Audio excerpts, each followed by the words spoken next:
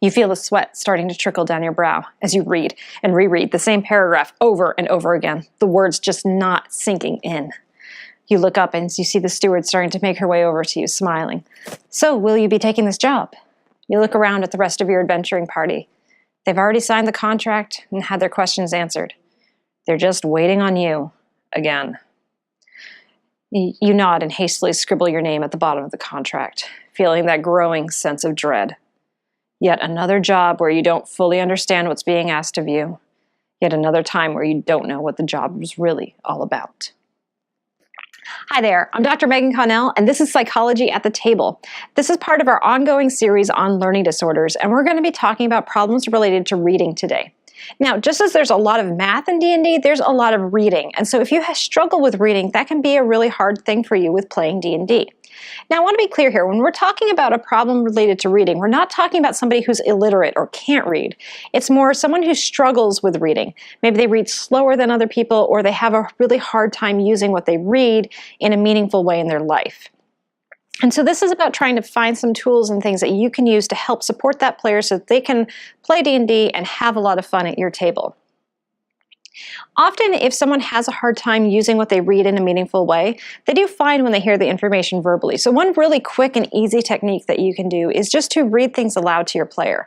If they're not understanding their spell, taking a moment to read those few sentences out loud or to read the rule that you're citing in a book out loud can be very helpful to them.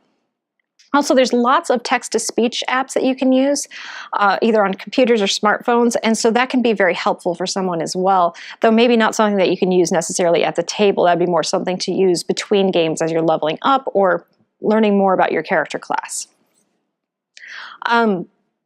There also can be a lot of unique names in D&D. And one of the things with learning disorders, there can often be a disconnect between what you read and what you hear. So you don't tie the two together. So for example, when I say cup, you know, C-U-P spells cup, and those letters are tied to the sound in your brain.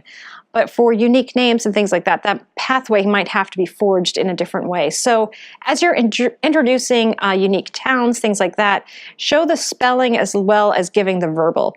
And if you can, include the phonetic spelling next to that, so that, again, that can really cement that what they hear tied to what they see for the player.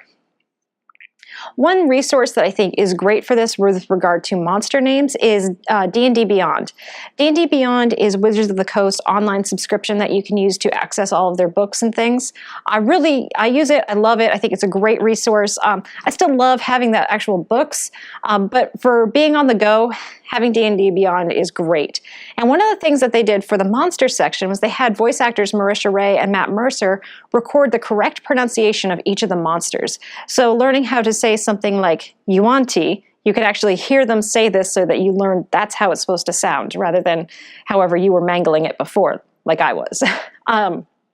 I hope they do something similar for some of the spells and other names of things, but we'll see if they continue to do that in the future. I'll make sure that there's a link to D&D Beyond down in the doobly-doo. Now, if you're playing a magic user, keeping track of your spells and what they do and referencing the types of damage and everything in your spells can be kind of hard. It involves a lot of flipping through books. So one of the things that I found that I really love are these spell cards from Gale Force 9. On the back side, they have the image of the class that the spell is for, and then the level of the spell. So this is a 2nd level druid spell. This one's a 3rd level druid spell. These are cards from my druid deck. And then on the other side is all of the information from the books on that spell. So description of the spell, the components, casting time, everything you need to know, whether it's concentration or not, on here. And so this is a little easier than having to drag around a bunch of books and to flip through them, and it can feel a lot more manageable. Also, another thing I like is that the cards are standard size, so they fit into your Pokemon trading card cases, and then you can draw on the sleeves little pictures or things to help remind you what the spells do. And if you're playing a class like a druid where you prepare spells, you can swap out the cards really easily. So I really love these cards, and I'll put a link to Gale Force 9 down in the doobly-doo as well.